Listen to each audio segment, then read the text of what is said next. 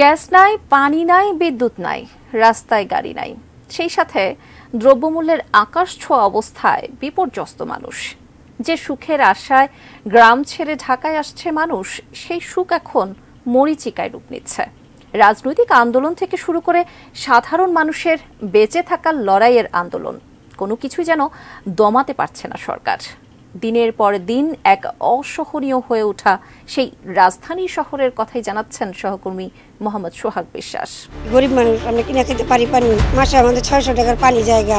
তখন হালকা পাতলা কিছু করি, একটা ডিম ভাজি ভাত খেয়ে নি। যতক্ষণে গ্যাসে দিয়ে রাখি মাছ কাঁচাই থাকে। গত রাতে একদম কোনো ঘুমাইতে পারি নাই, এক ফোঁটা ঘুমাইতে পারি নাই। যে আন্দোলনই হোক, কিন্তু সাধারণ মানুষের অসুবিধা করে তো আর আন্দোলন হয় না। সকাল থেকে রাত রাজধানীতে চরম আকার ধারণ করেছে গ্যাস সংকট। দিনের বেশিরভাগ সময় চুলা জ্বলছে না। পাইপলাইনের গ্যাস রাত 12টার পর এসে ভোর 5টায় চলে যায়। দিনের বেলা আসলেও নিবু নিবু করে চুলা।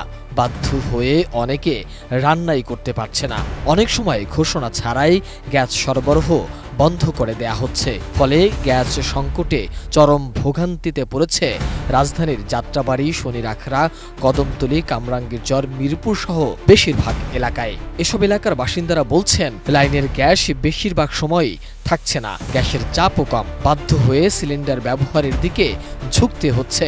উপায়ন্ত না পেয়ে অনেক সময় হোটেল থেকে খাবার এনেও খেতে হচ্ছে তাদের। অথচ সারাদিন গ্যাস থাকুক আর না থাকুক, প্রতি মাসে গ্রাহকদের গুনতে হচ্ছে 1100 টাকা। আমার মাছ ভাজা হয় না, যতক্ষণে গ্যাসে দিয়ে রাখি মাছ কাঁচাই থাকে। রাত 12টা বাজে গ্যাস আসে, আবার রাত 4:30 বাজে চলে যায়। মানুষ তো মনে ঘুমাইতে পারতেছে না। সকাল 11টা বাজে, এখনো গ্যাস নাই। এ তো গেল গ্যাসের কথা। একই অবস্থা বিদ্যুতের বেলায়ও। ঢাকার অভিজাত এলাকা ছাড়া বেশিরভাগ এলাকাগুলোতেই লোডশেডিং চরম আকার ধারণ করেছে। ভুক্তভোগীরা বলছে, একদিকে বাতাসে আগুনের ফুলকি, অপরদিকে লোডশেডিং এর যন্ত্রণা, দুইয়ে মিলে হাহাকার চলছে গোটা দেশ জুড়ে। হঠাৎ করে বিদ্যুৎ নাই, 2-3 ঘন্টার জন্য নাই। হঠাৎ করে চলে যাচ্ছে, হঠাৎ করে আসতেছে, এই কারণে আমাদের কাস্টমার অনেক ভোগান্তিতে পড়তেছে। সারাদিনে বেশ কয়েকবার কারেন্ট যাওয়া আসা করে, কিন্তু গেলে অনেকক্ষণ থাকে না। একদিকে সরকার বলছে বিদ্যুৎ উৎপাদনের নতুন রেকর্ড করার কথা, অন্যদিকে বিদ্যুতের ঘাটতি 1 দশকের মধ্যে সর্বোচ্চ পর্যায়ে পৌঁছেছে। এরই মধ্যে লোডশেডিং এর পরিমাণ ছাড়িয়েছে 1860 মেগাওয়াটে। গত 22 এপ্রিল রাত 9টায় দেশের সর্বোচ্চ বিদ্যুৎ উৎপাদনের রেকর্ড ছিল 16,233 মেগাওয়াট। কিন্তু তা সত্ত্বেও দেশজুড়ে লোডশেডিং অব্যাহত। এদিকে গরমের কারণে বিদ্যুতের চাহিদাও দিন দিন বাড়ছে। অসহনীয় গরমের মধ্যেই রাজধানীর বিভিন্ন স্থানে পানির সংকট বছরের পর বছর চলে আসছে।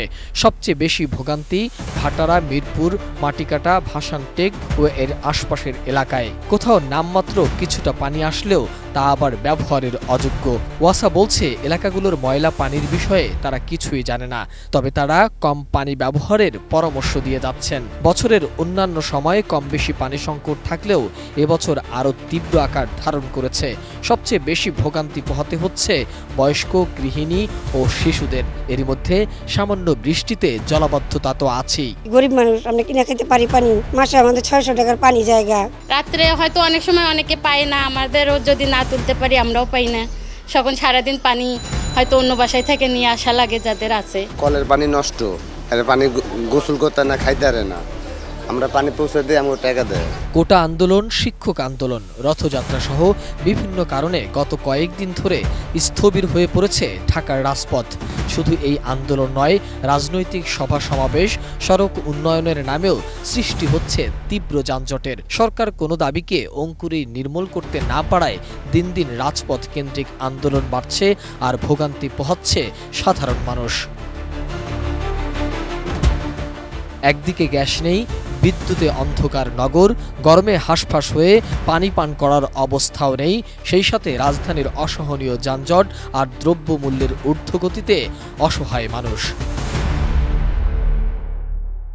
মোহাম্মদ সোহাগ বিশ্বাস, এটিএন নিউজ, ঢাকা।